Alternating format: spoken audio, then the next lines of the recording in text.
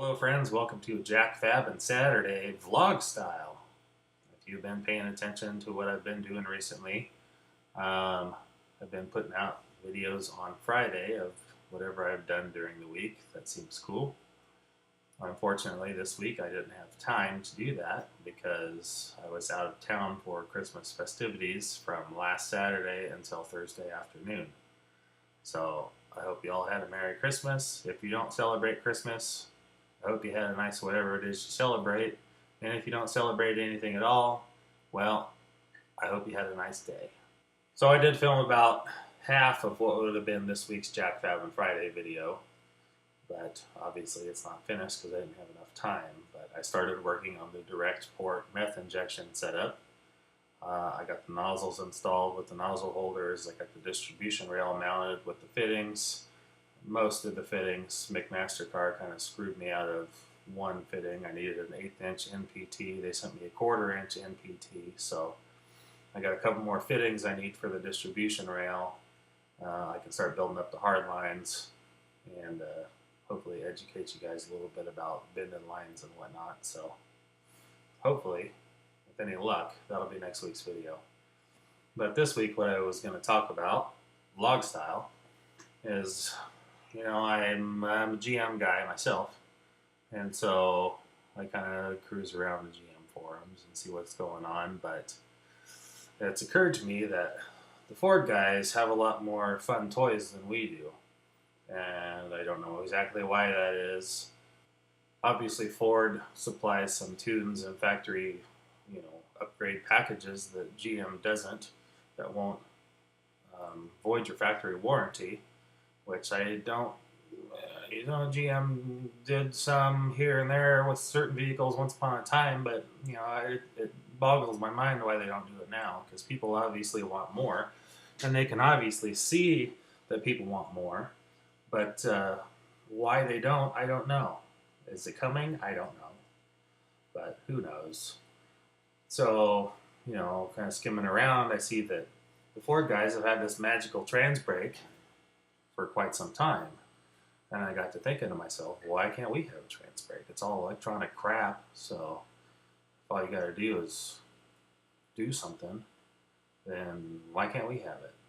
So I got to doing some looking at how the trans brake for the 6R80 came to be, and I know Cobb now, recently, they have it built into their tune with some magical programming to delete all the external crap, which is great if you're that smart and can do the programming and change the things that need to be changed to get rid of the external crap, then cool. But I've kind of always been interested in changing the programs to things that GM does, sending in CAN bus packets and things like that, that's neat. It's always interested me, but having access to the original GM files for the ECU, the BCM, and all this stuff, and the TCM, you can't really get those files if you're a regular guy. I'm sure if I spend a bunch of money, I could come up with it. So I went back several years trying to figure out how this trans brake originally came about. And there was a guy that kind of went by the name of K. Danner on the forums that came up with this electrical diagram for external stuff that basically works on a couple relays using a switch and some factory wires that basically, when you push this switch, it would crisscross the signals to the TCM, if it even has a TCM, or whatever, to the transmission, I guess, to what did what when. And so basically what I can gather is, I got this paper here, which I'll show you in a second, but it switched the, Ford calls these things the shift solenoids A, B, C, D, etc., whereas GM calls them 1, 2, 3, 4, etc. So it would shift the signal from the shift solenoid C to shift solenoid B, and the shift solenoid B signal to the shift solenoid C signal on the Ford.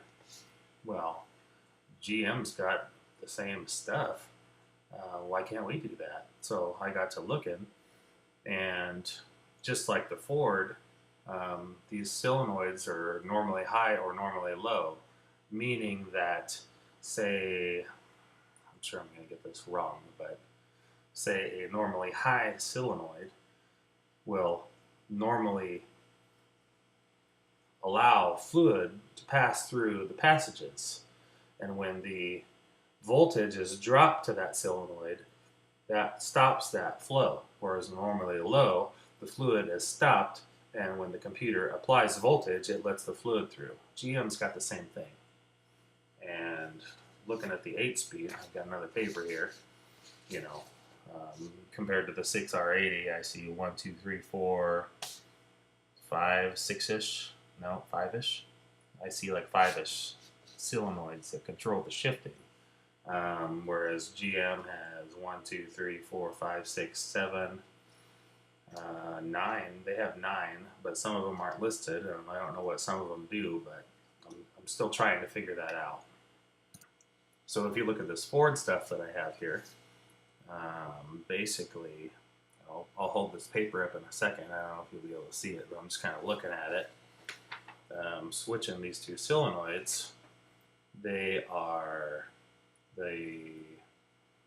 and see, I've also read something to where the Ford trans brake essentially puts the car into second gear and allows you to build more, say if you're a turbo car, build more boost because it's in second, but it's also got reverse holding you back. So I haven't quite figured it out yet, but looking at this paper, say you're in drive first gear with the Ford, shift solenoid A, normally low, is on, which means it's got fluid supplied to hold that clutch. Shift solenoid B, which was for third gear, fifth gear, and reverse, is normally high, which is also on, which means it's closing the fluid off from that. And shift solenoid C, which is a clutch brake, and second and sixth gear is normally low, which is off. So that means that it's off. So what they're doing is switching those signals. Basically they're removing the voltage from shift solenoid B, which is normally high, which will make that engage, and that's the 3-5 reverse.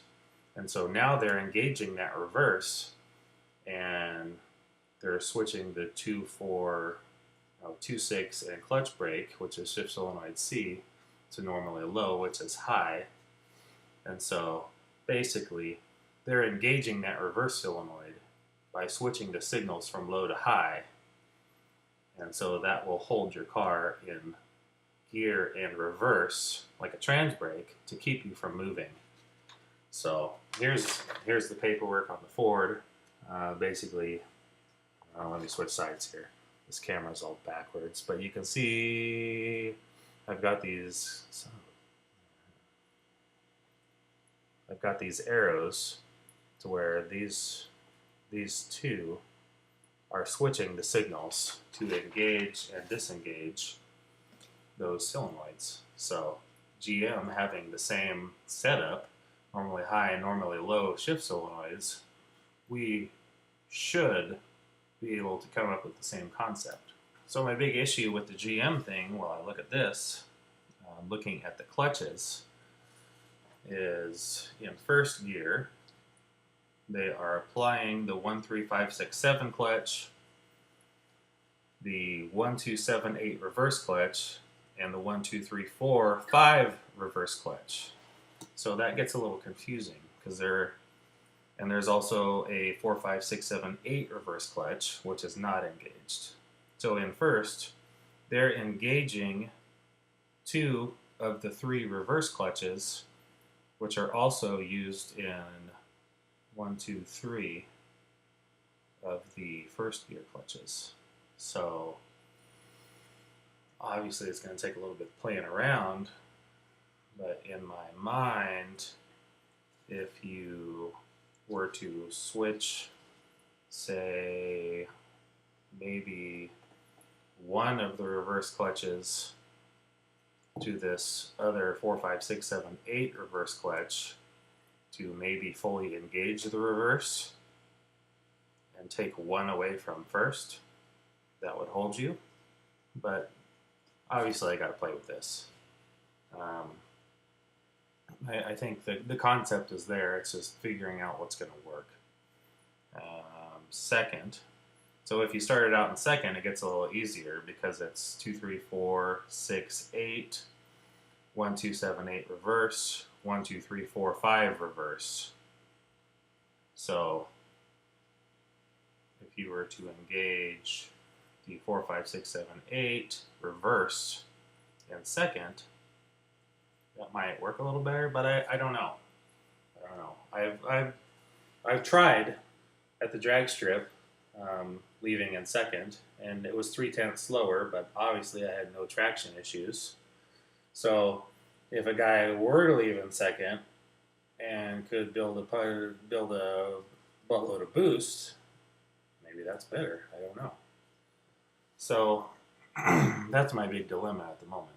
So looking at the shift solenoid states, first gear, 4, 5, 6, 7, 8 reverse, which is shift solenoid 5, has no pressure. That's a reverse one. So that tells me that we would probably need to pressurize that. In first gear, it's also pressurizing 1, 2, 7, 8 reverse, 1, 2, 3, 4, 5 reverse, 1, 3, 5, 6, 7, and 2, 3, 4, 8, no pressure. And then there's shift solenoid 9, which I don't really understand. 1, 2, 3, 4, 5, reverse boost is off.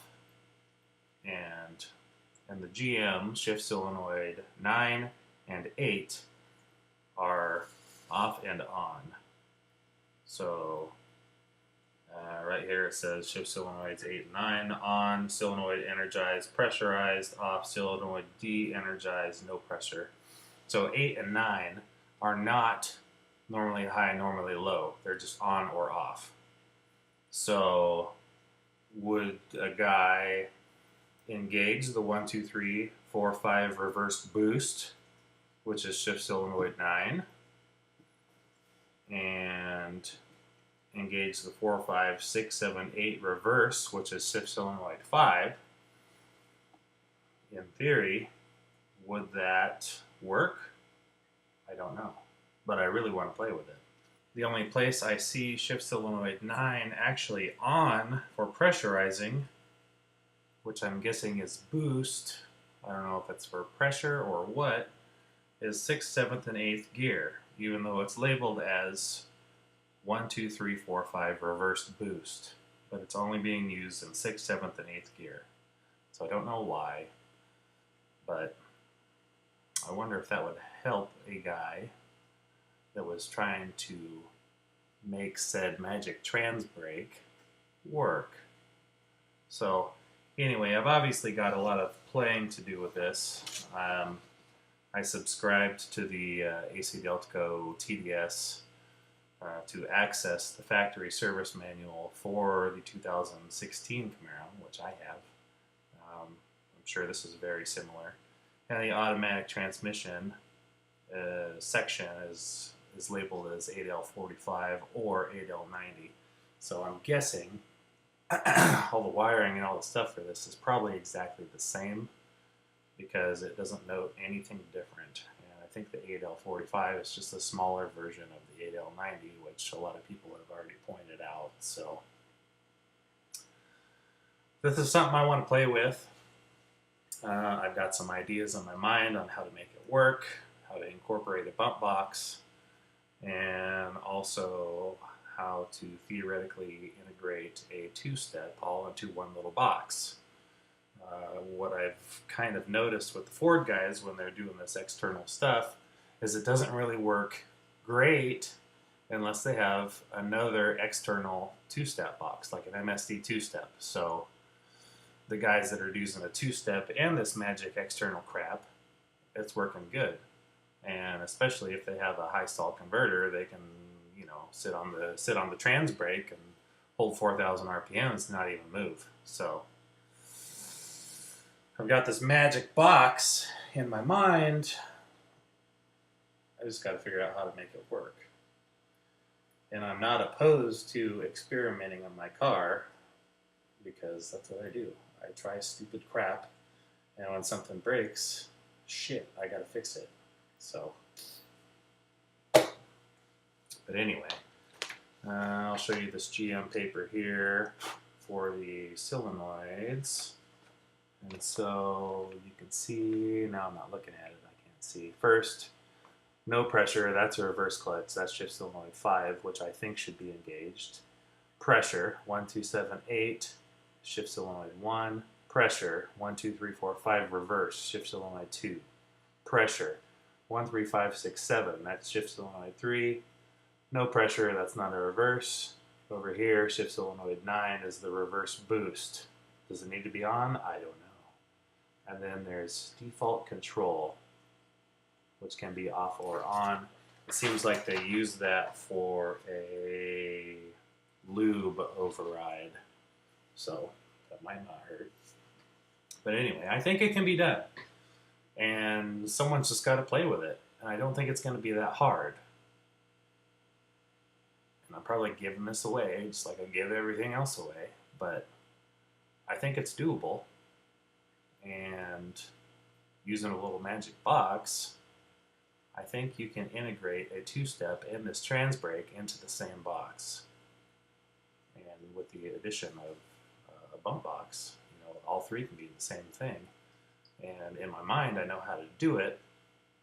I just have to figure out which of these solenoids need to be engaged or disengaged to work this magic electronic trans brake. So why does Ford have it? We don't. I don't know. Why hasn't anyone sit down and thought about this yet? I don't know. All the great crap in the world's been invented, but has it? So anyway, that was my big research project for this week. My wheels are turning. I just got to figure out how to do it, because it seems feasible and I'm willing to try it. So stick around as I figure out more on this, and once my car is drivable again, I'm going to play with this, and it could be super cool. So that's JacFab'in Saturday Vlog Style for this week. Sorry you didn't get anything better than this, but if you watch this whole thing, I'm sure you're probably as intrigued as I am. So stick around, subscribe, like this video, and check back in next week when we finish the direct port meth injection setup and I talk about the future testing of that. Thanks.